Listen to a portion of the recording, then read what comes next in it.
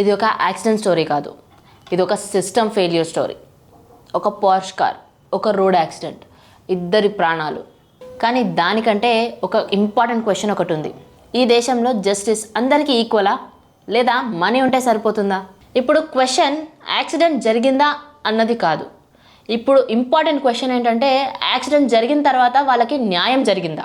Screen మీద play అవుతున్న ఇమేజెస్ని చూస్తుంటే మనకు ఒకటే ఫీలింగ్ వస్తుంది, మనం ఎంత నిస్సహాయత స్థితిలో ఉన్నాము.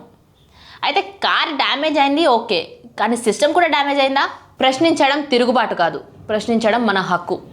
ఈ స్టోరీని మర్చిపోకండి, ఈ వీడియోని షేర్ చేయండి. ఎప్పుడైనా ఇలాంటి సిచ్యువేషన్స్ ఎదురైతే క్వశ్చన్ కూడా చేయండి. ఎందుకంటే న్యాయం సైలెంట్గా ఉంటే నెక్స్ట్ విక్టిమ్ మనం కూడా అవ్వచ్చు. పూణేలో జరిగిన భయంకరమైన యాక్సిడెంట్ గురించి మనందరం చూసాం. అయితే అక్కడ ఒక పోర్ష్ కార్, 2 అమాయకమైన ప్రాణాలు. అయితే ఒక్క సెకండ్లోనే మొత్తం కథ పూర్తిగా మారిపోయింది. అక్కడ ఐ విట్నెసెస్ కూడా ఉన్నారు, వీడియోస్ ఉన్నాయి, ఎవిడెన్సెస్ కూడా ఉన్నాయి. కానీ ఎందుకు గవర్నమెంట్ దీన్ని కొట్టివేస్తుంది? న్యాయం అంటే రూల్స్ కాదు, ఇప్పుడు న్యాయం అంటే జస్టిస్ జరగని బాధితులు. న్యాయం, చట్టం, న్యాయస్థానం ఇవి అందరికీ సమానంగా ఉంటాయి అనుకుంటున్నారా? కానీ కాదు.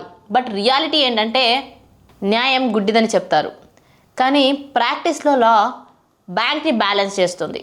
అంటే మనీ ఉంటే బెయిల్ ఈజీ, పవర్ ఉంటే కేస్ లో, ఇన్ఫ్లుయెన్స్ ఉంటే మొత్తానికే సైలెన్స్. ఇది కేవలం లీగల్ ఫెయిల్యూర్ కాదు, ఇది మారల్ కొలాప్స్. పేపర్ వర్క్స్ కరెక్ట్గా ఉండొచ్చు, ప్రొసీజర్స్ కరెక్ట్గా ఫాలో అయి ఉండొచ్చు, కానీ కన్సైన్స్ ఎక్కడ?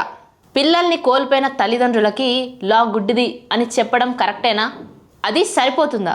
కోర్టులో నార్మల్గా జడ్జిలు హ్యామర్తో సౌండ్ చేస్తే అక్కడ న్యాయం వస్తుందని మనం అందరం అనుకుంటాం. కానీ ఈ రోజుల్లో జనాలు పూర్తిగా దానిపైన నమ్మకం కోల్పోతున్నారు. జ్యుడిషియరీ డెమోక్రసీలో స్ట్రాంగెస్ట్ పిల్లర్, కానీ ఆ పిల్లరే వీక్ అయిపోతే ఇంకా జనాలు ఎవరిని నమ్మాలి? ఈ కేసు ఒక స్టోరీ కాదు, ఇది ఒక ఎగ్జాంపుల్. మనీ ఉంటే చాలు సిస్టమ్ వాళ్ళ కోసం పని చేస్తుంది అన్నదానికి ఇదొక ప్రూఫ్.